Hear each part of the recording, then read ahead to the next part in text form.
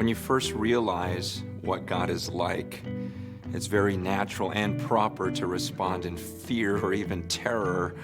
But then God explains to you, look, there's nothing else you have to fear in life now. And now you are my child, and it's an amazing feeling. And then he says, and I want you to follow Jesus. I want you to be like him. I want you to live like him. And you realize, wow, following Jesus, that means I give everything up. But then you realize, no, this is worth it. This is a good thing. This is what I want to do. But at times it may even feel overwhelming or impossible. And Jesus says, that's why I'm giving you my Spirit. He's going to empower you. He's going to lead you. And he's going to enable you to accomplish this mission that I've given you on this earth. And so when you begin to understand these three interwoven entities, it's like your whole world has to change.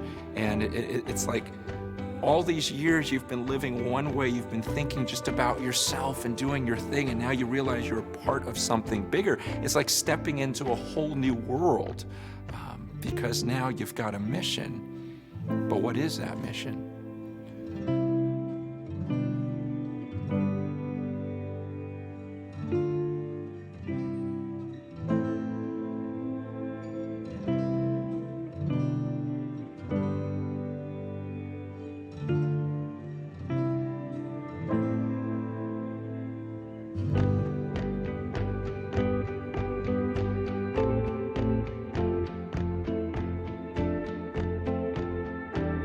Jesus made it clear. He says, after he rose from the grave, he says, I want you to go and I want you to obey everything that I commanded you, but I also want you to teach others to obey everything that I've commanded. This is what we call discipleship. And Jesus said, he said, I want you to go and I want you to make disciples of all the nations. I want you to baptize them in the name of the Father, Son, and the Holy Spirit. And I want you to teach them to obey everything that I commanded you to do. Well, I understood that. I never understood something until later on in my life.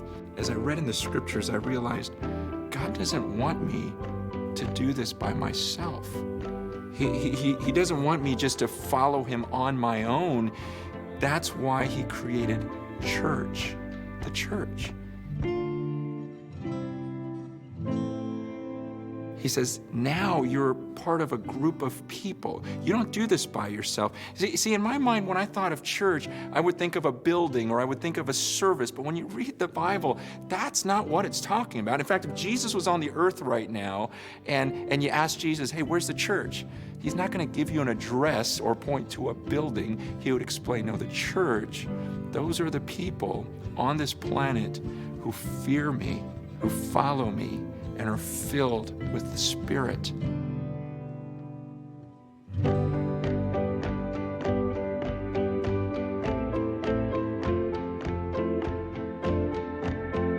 We now, before God, should have a fellowship together, a sharing, not just of thoughts, ideas, but a sharing of everything to really care for one another. And that's this idea of fellowship. It's sharing as a family. It's sharing as like a body, like a temple. We're part of something bigger. And this word fellowship is so huge in the Bible. And this drives me crazy because for so much of my life, it was almost like an afterthought. When I would think of fellowship, I would think, oh, there was that one part of the church building called the fellowship hall, and after our gathering on Sunday morning, we would go in the fellowship hall, and one guy would bring dessert, another guy would bring cupcakes, another guy would bring some meat, and we'd have this thing called the potluck in the fellowship hall, and so that meal together was fellowship. Or in church, we would have fellowship night where we get together and play softball, and so to us, that's fellowship. But in the Bible, man, it is so much more intense than that. In the Bible, man, there's this awesome passage in Acts 4, verse 32, and it says that the full number of those who believed were of one heart and one soul. And then it says that no one claimed that any of his possessions belonged to himself, but instead that they would share everything in common, and they would give as people had need. There was a sense of mission together.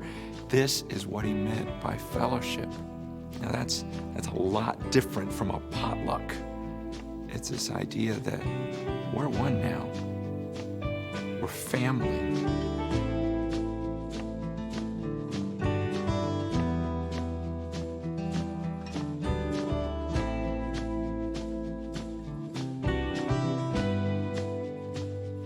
There was this guy that came to my church once, and he was a part of a gang, and decided to ditch everything and follow Jesus, and he got baptized. And after a while, though, he stopped coming to the church gatherings, and one of my buddies asked him, they go, "Hey, where you been?" He says, "When I got baptized," he goes, "I thought that it was gonna be like when I got jumped into the gang."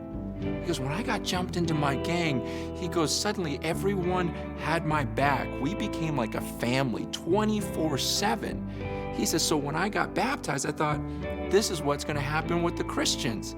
He goes, I didn't know that it was just Sunday mornings and Wednesday nights. He goes, "I thought it was gonna be family." So he goes, I just had it wrong in my head. And yet when I heard that, I thought, no, you got it right. We've got it wrong. And honestly, it was heartbreaking, because I thought, the gangs are a better picture of family than the church is? The gangs are a better picture of the body than we are? They're having a fellowship and a sharing that we don't see in the Church of Jesus Christ. And yet that's the very thing that Jesus wanted for us.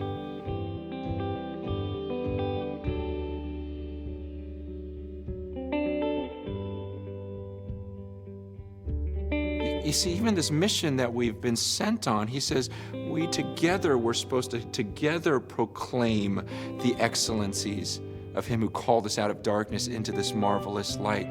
This idea of proclaiming it, I can't do that without other people.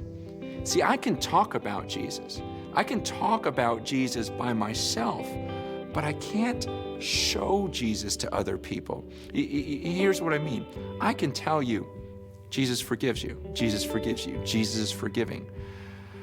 But that's not enough. God says, I want you to show Jesus to the world. So that means I need my brothers and sisters around me, and we offend one another, but we keep forgiving. And then suddenly the world looks on and goes, man, I've never seen that before. You guys just keep forgiving each other. You see, unity is so strange in our world. We live in a time when people are so quick to ditch one another. And God says, I want my church to be different. I want this one group of people that are devoted to sharing their lives together, sharing this mission together. When someone offends you, you forgive them. And then suddenly people are seeing the attributes of Christ. They're seeing it in the flesh. It's almost like what Jesus did in putting God to flesh so that we could dwell amongst him. He says, now that's the church's responsibility. I want you to love each other so much. And when you do that, they'll actually see God.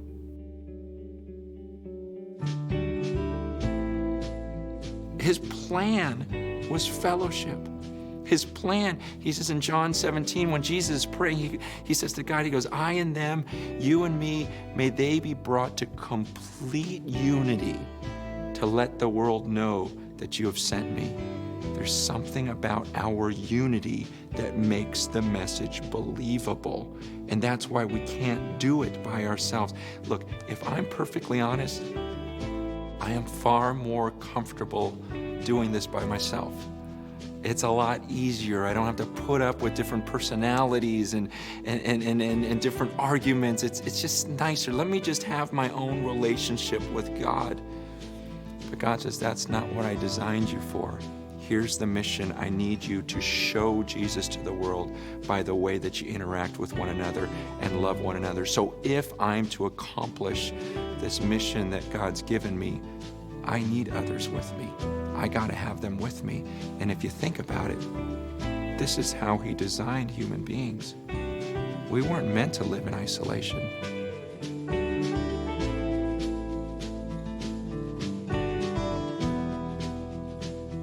And this completely flies in the face of those who say, I've got my relationship with God. I don't need the church. I don't need, these little gatherings, or, I love Jesus. I just hate the church. We can't say that.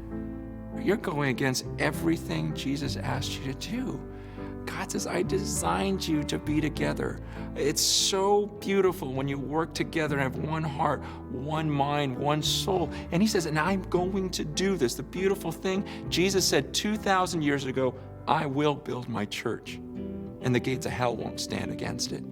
I will create this type of supernatural unity and gathering. And so it's not something that we have to force, like, okay, let's do the fellowship thing. Let's make it happen. No, God says, I'm going to make it happen. And the question is do you want to be a part of it? Do you want to have this sharing, this fellowship that God intended for his church? Or do you want to continue living in isolation?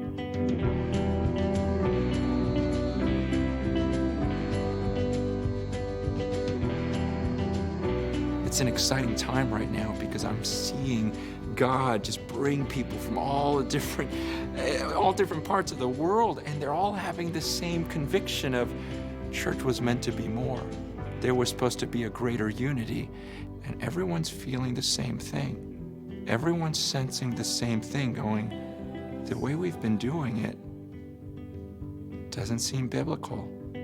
When I read in the Bible, there should be a deep love. It's not just a bunch of people coming in a room and staring forward. It's a family, it's a body. And I'm talking to these people. It's been really weird where they're going, this is what I'm thinking, this is what I'm thinking. We're all thinking the same thing. Why? Because there's one Spirit, and he's leading us all to this conviction of things have got to change. There needs to be this fellowship in the church again.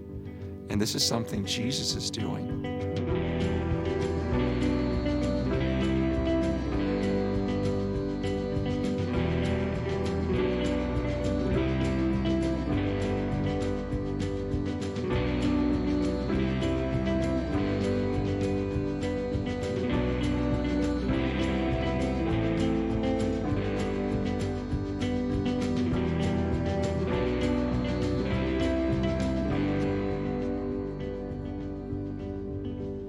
If you fear God and you've decided to follow Jesus with your life, and you really have his Spirit in you, then you're my brother. You're my sister. Like in God's eyes, when he looks down, he sees us as family, and he wants us to live that way. And that's what he means by fellowship.